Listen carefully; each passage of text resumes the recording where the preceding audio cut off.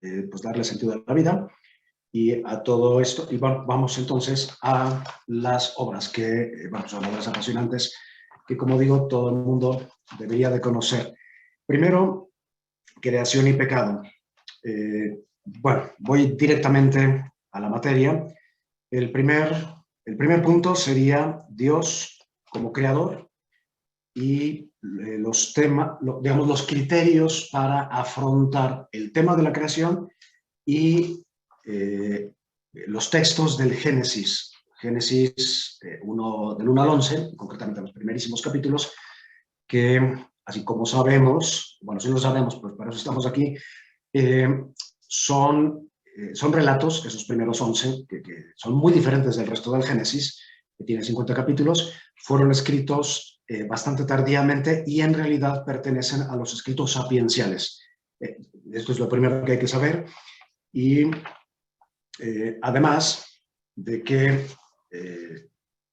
bueno, yendo un poquito al fondo y a la forma, bueno, son tan potentes que fueron puestos al inicio del todo y por eso nos los encontramos en nuestras Biblias justo al principio.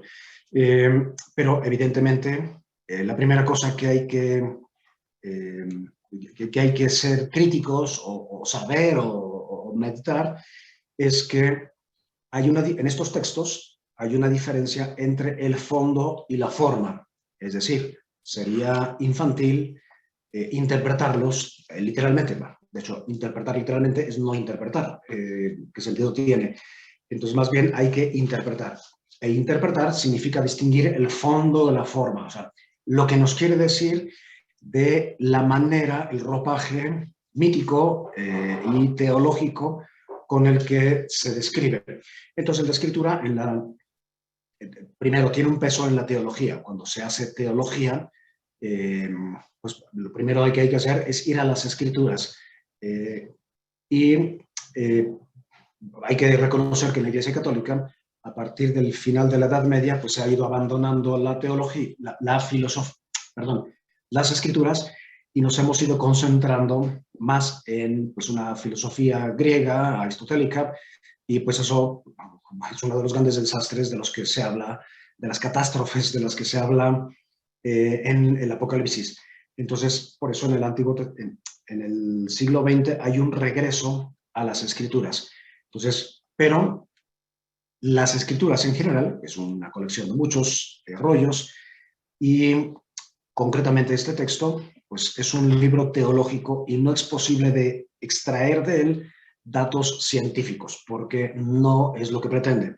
No pretende contarnos cómo fue la creación, si exactamente fueron 7 días. No, bueno, vamos a ver qué significa el 7, los días, el 12. El amor escapa siempre, y bueno, siempre, perdón, hay algo que escapa a nuestra mentalidad, a nuestra mente humana, y es la revelación. Por tanto, hay que respetar el género literario del texto y no reducirlo, por un lado, a algo literal, una explicación científica que no lo es, entonces es ridículo y por ese camino, o por otro lado, reducirlo a una fábula, algo bonito, superado, que tampoco es eso, o pensar que como hay rasgos míticos en este lenguaje teológico, pensar que, por tanto, toda la Biblia tiene el mismo género literario. Bueno, afirmaciones que yo a veces escucho con bastante frecuencia. Bueno, son 3 acercamientos absolutamente equivocados.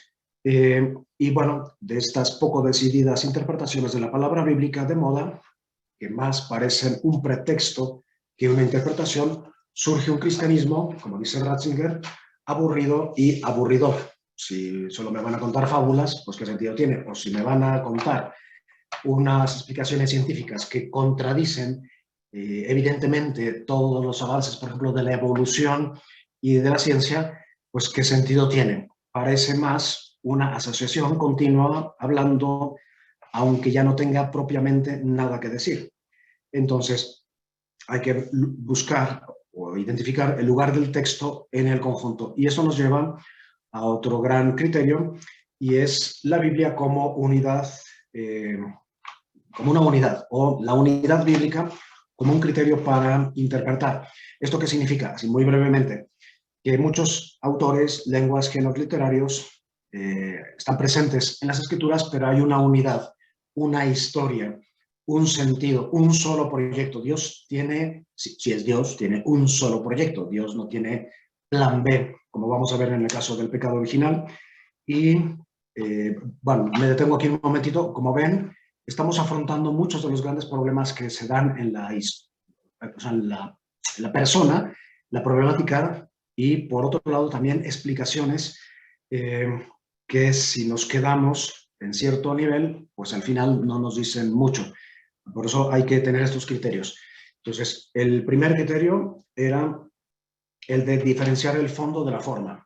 Lo que nos quiere decir es que hay un proyecto de Dios sobre la pareja humana, porque además el texto nos dice que Dios crea a la pareja humana, en ningún lugar se dice que Dios crea primero al macho y después a la hembra, o al varón y después a la mujer. Dios crea, la tentación es en pareja, la caída será en pareja, la expulsión, entre comillas, será en pareja y la redención no puede ser sino en pareja. Esta es una conclusión mía, que no lo dice exactamente Ratzinger, pero se puede deducir de esta diferencia. Entonces, primer criterio, fondo y forma. Segundo criterio, la unidad bíblica. De otra manera, pues vamos usando, abusando y estropeando los textos, citando sin ton ni son para reforzar nuestros argumentos y nos perdemos del paisaje general. Además de que la Biblia, o sea, todos estos relatos con sus géneros literarios y todas sus diferencias, están organizadas siguiendo un hilo conductor en el que yo subrayo que se trata de una boda judía, o sea, de un casamiento judío, pero esto ya no lo toca Ratzinger, eso ya será interpretación, o más bien, más que interpretación, pues es lo que aparece ahí claramente.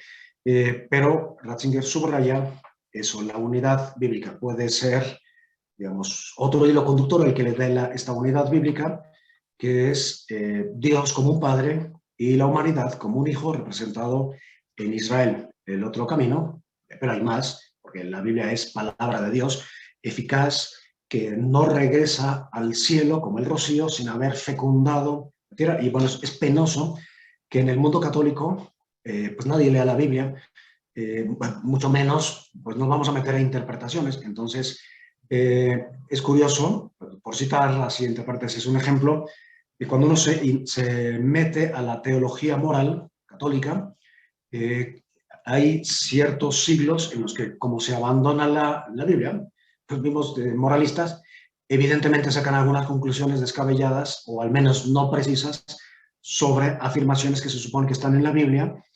Por ejemplo, la interpretación de los mandamientos se ve como se proponen como una imposición arbitraria de un juez arbitrario y pues pierden totalmente el sentido, ¿no? Yo porque tengo que obedecer unos mandamientos cuando el espíritu que hay detrás de los mandamientos, el ethos o el ethos, es justamente una relación amorosa. Es lo que hace que la moral católica sea diferente que las demás, pero si le quitamos eso, pues nos quedamos con pues simplemente una aspiración ética buenista, en fin.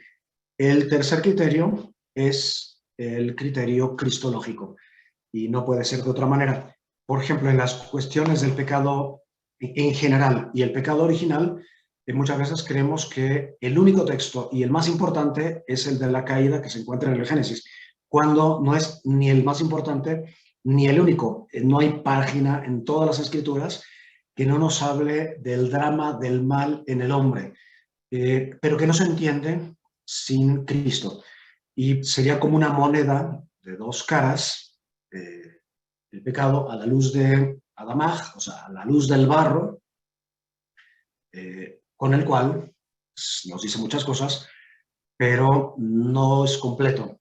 Y que quien verdaderamente nos hace comprender el pecado, o sea, el pecado, no estamos hablando de una cuestión religiosa, estamos hablando de una constatación de todos los días.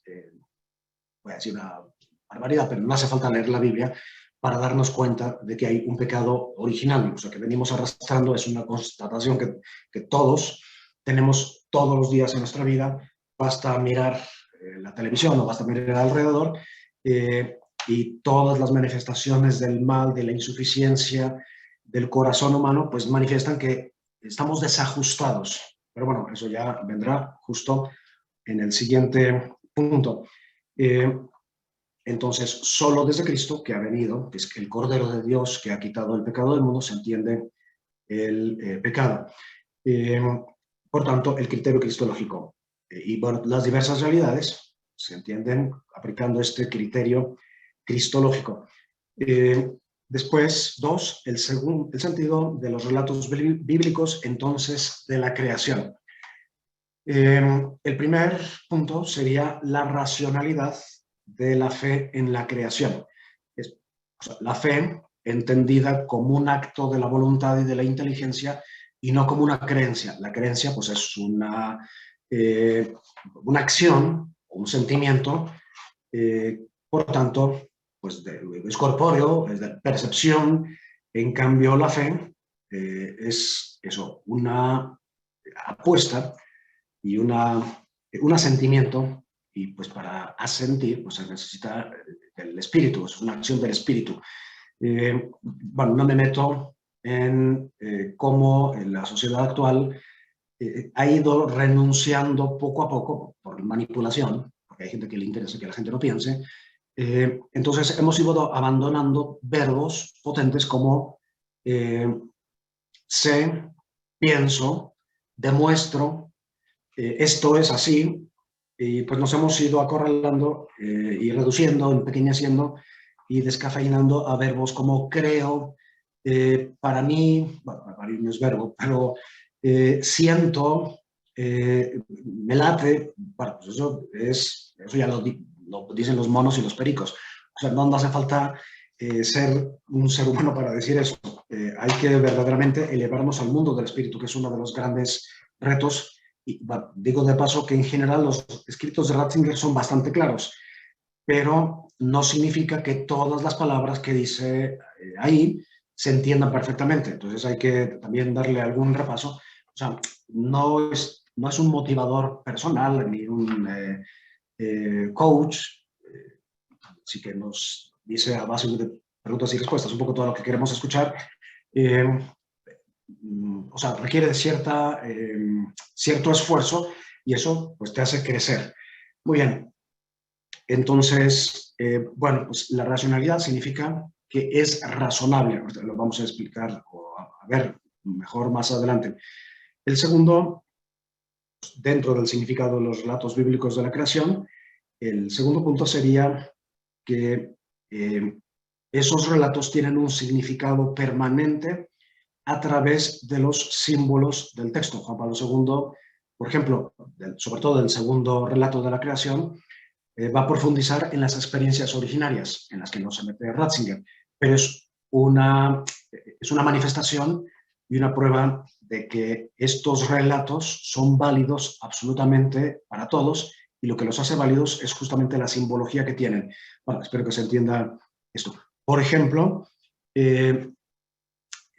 digamos, el ethos, el clima de lo que hay cuando el primer autor habla de que la creación es en 7 días, con toda la progresión y todas las explicaciones posibles que se han hecho, pero Ratzinger lo interpreta por el lado de la liturgia. El cuerpo, o sea, la persona, por el hecho de ser corpórea, es cultual. Cultual significa que está hecho para adorar, para dar culto, y esto en el mundo bíblico se hace, entre otras cosas, de manera potente en la relación sexual. O sea, una relación sexual no es, o no tiene como finalidad pues prolongar la especie y todas estas cosas zoológicas que nos han enseñado, que o sea, tendrán su verdad, pero que son incompletas. El sentido de las acciones humanas es el culto, y cuando se dice que el cuerpo es templo, no es una imagen. Pablo y muchos textos en las Escrituras van completando esta idea.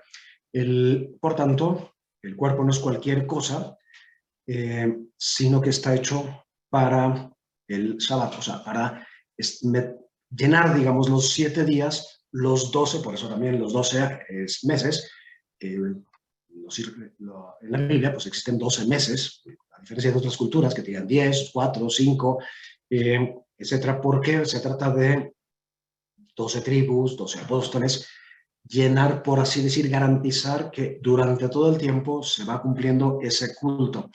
Entonces, bueno, pues tener conciencia de ser templo. Y ya después el templo de piedra será hecho a imagen y semejanza del cuerpo, de hecho, concretamente del cuerpo femenino.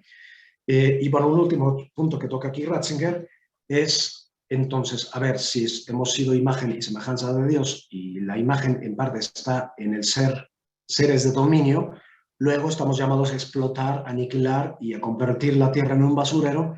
No, eso será una interpretación típicamente calvinista, que es la madre del capitalismo actual, y digo entre paréntesis que nuestros modelos amorosos también son pagano-capitalistas.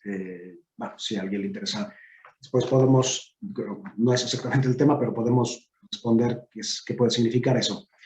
Y bueno, ahora vamos ya concretamente al tercer punto, que es la creación del hombre. El hombre, que como se dice ahí, que es Adamaj. Adamaj es barro, todo ser humano, o sea, Adamaj, Adán no es el macho, el varón, es todo ser humano que ha sido formado por las manos de Dios. Y hay muchísimos textos, además bellísimos, que hablan de cómo, por ejemplo, Isaías, a ver, ¿puede una madre que ha dado a luz olvidarse del hijo de sus entrañas? Bueno, pues aunque una madre se olvide de su criatura, yo nunca te olvidaré, porque el barro con el que te formé se ha convertido en un tatuaje en mi mano. En mis manos estás, o sea, Dios, a través de Isaías, usa esa imagen para decir que conserva el barro, y que somos cada uno de nosotros, que nos ha formado. Y bueno, todos los profetas tienen verdaderamente unos textos elevadísimos sobre cómo Dios teje, forma, cuelga nuestras entrañas, que son pues, el lugar del amor, y todo esto pues tiene un sentido. Somos criatura y creación no es una acción del pasado que se quedó por allá. Creación es ante todo una relación, y aquí, como nos dicen los filósofos, una relación de sostenimiento en el ser. Y después, el ser humano además es imagen y semejanza. Eikon, kai, homoioteta, selen y demut.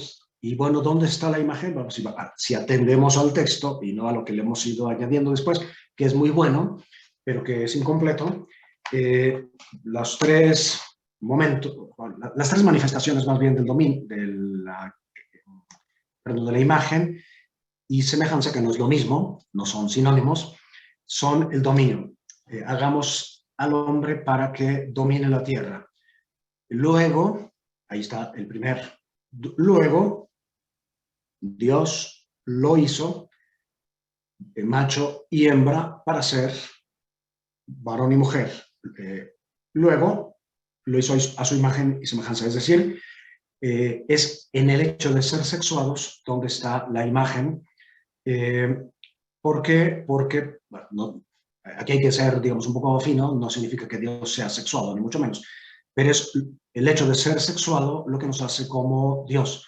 O sea, ser un tú y un yo absolutos, por tanto, hechos para la relación y por tanto, como Dios, capaces de amar y de procrear. Y ya después se entiende o se supone, como va a decir la filosofía, pues que eso presupone la inteligencia, la voluntad, la dignidad y otras grandes propiedades de la persona. Y la tercera, que un poco se reduce, aunque se dice ahí, entonces lo pone en la tierra para cultivar, para dominar, y pues eso implica la libertad, que en el fondo es el gran dramón del ser humano. Y entonces, imagen significa que hemos sido copiados de Cristo resucitado. Y por tanto, desde el inicio, Dios tiene un solo proyecto de crear al hombre para redimirlo. El hombre peca porque ha sido redimido. En esto insiste Ratzinger mucho. hemos sido ya redimidos, apoyándose en Pablo, pero en muchas otras evidencias de las Escrituras, y nuestra vida está desajustada, eso sería el pecado original concretamente, bueno, al que iremos ahora. Y bueno, imagen, copia, una especie de copia de Cristo resucitado, y bueno, en esta imagen maravillosa de Miguel Ángel, que está colgando allá de la Capilla Sixtina, de la bóveda, tenemos justamente el primer relato, en el que se habla de la pareja humana. Aparece Cristo vestido con, perdón, Dios, la Trinidad, vestida con la túnica, significa que Dios establece con el hombre una relación esponsal. Y bajo el brazo tiene a la chica, Ishaq, que la está presentando al muchacho. Y bueno, vamos al tercer punto, que sería la creación y la evolución. Uno de los grandes problemas que nos ha introducido la interpretación, entre comillas, literal de las Escrituras, concretamente de estos pasajes, es que nos hemos embarcado en un problema que se pudo haber evitado, y es el conflicto que hay entre creación y evolución. Yo continuamente me encuentro personas que dicen, no, yo no creo en la creación, yo creo en la evolución. Bueno, sí que es, pues eso es una creencia, habría que justificarla. Otras personas dicen, yo estoy, o sea, desde el punto de vista de la fe y de la racionalidad, tengo una esquizofrenia. Yo sé que ha habido una evolución, porque es evidente, hay muchos datos, y por otro lado, creo en una cosa totalmente diferente, que es la creación. Bueno, pues esquizofrenia. Y otras personas que dicen, no, yo desecho la evolución y pues, me quedo con la creación, porque es lo que dice la Biblia. Bueno, todo esto se puede haber evitado si hubiéramos entendido desde el inicio que estos relatos tienen un carácter, o aplicando más bien el primer criterio, que es distinguir el fondo de la forma. Entonces, hay un creacionismo extremo y bueno, típicamente o sea, de sectas americanas, etcétera, que sostiene que los relatos son literales. Y el otro extremo sería una creencia, o sea, un depósito de los sentimientos en una evolución ciega, sin ningún proyecto, que más bien tiene que ver con el existencialismo y en realidad no se sostiene con ningún dato científico. Más bien habría que ir por el centro, que es el camino por el que opta Ratzinger, que es, por un lado, reconocer que evidentemente hay evolución. Evolución significa todo ese cambio, que puede ser hacia el bien o hacia el mal, o sea, el cambio lo vemos todos los días, y concretamente, por ejemplo, en la hominización del hombre, etcétera. Pero hay que bajar a fondo y descubrir ya desde la filosofía que todas las cosas absolutamente tienen una causa, que nada se hace porque sí, que, bueno, dentro de la causalidad, pues hay una causalidad final, material, formal, pero sobre todo eficiente. O sea, todas las cosas, absolutamente todas, comienzan siempre siendo una idea. Y las ideas no existen separadas, las ideas siempre existen en personas. Por tanto, debe haber un principio inteligente, alguien que con unas leyes creó y activó todo lo que existe. Que se haya servido de la evolución, pues es evidente. Entonces, bueno, yo pongo siempre el ejemplo del horno. El horno no es el que hace las galletas, el que hace las galletas es la cocinera, la chef, lo que sea. O sea, la galleta comienza siendo siempre la idea en una persona.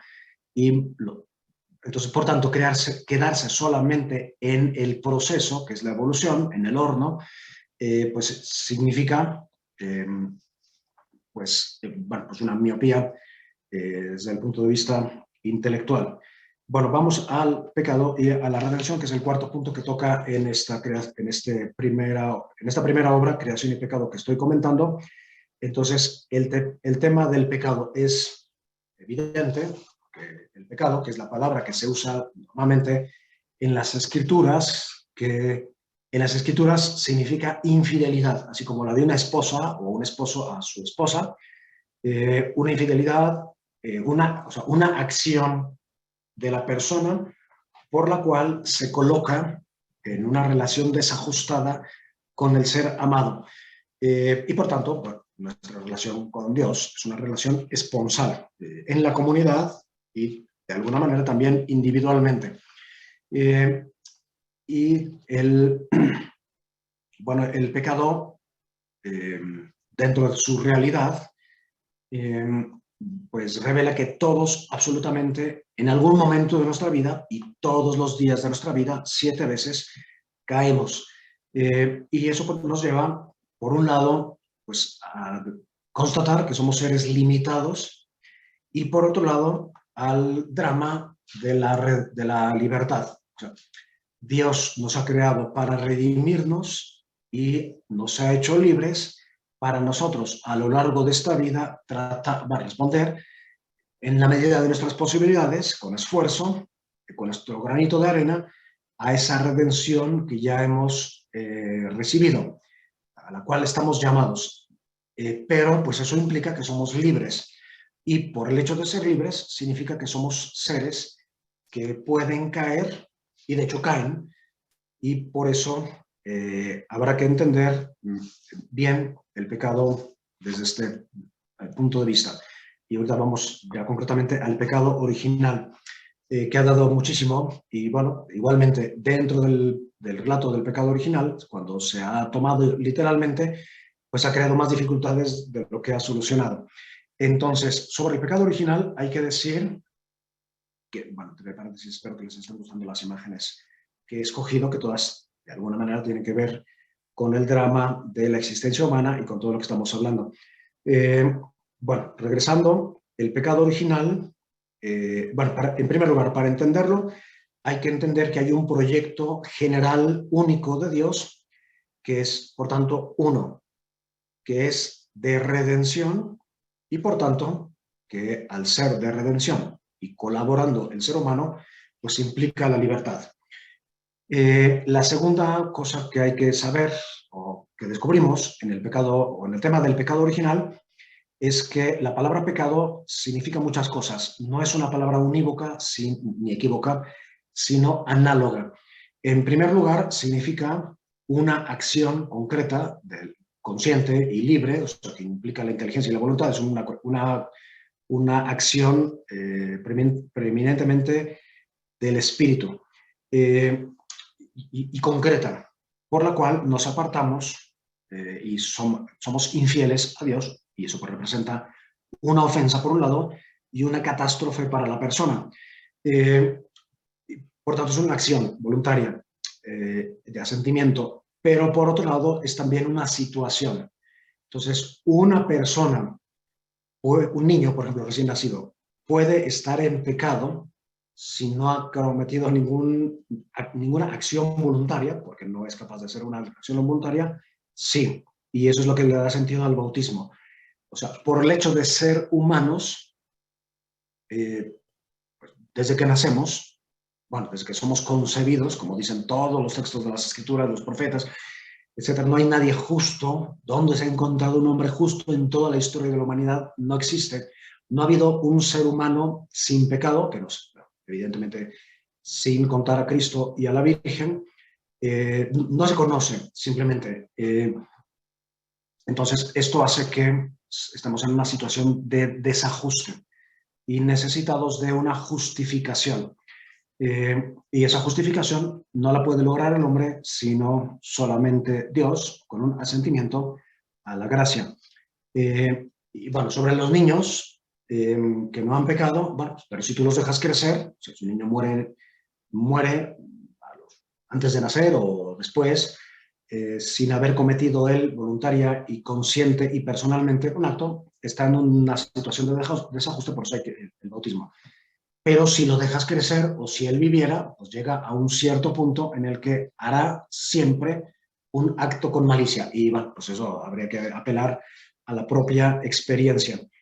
Y por tanto, habría que pasar, porque no se queda ahí, sino nuevamente el criterio para entender el pecado y la redención no puede ser otro que Cristo, que es el Cordero de Dios que quita el pecado del mundo. ¿A qué ha venido? A bajarse, a abandonar su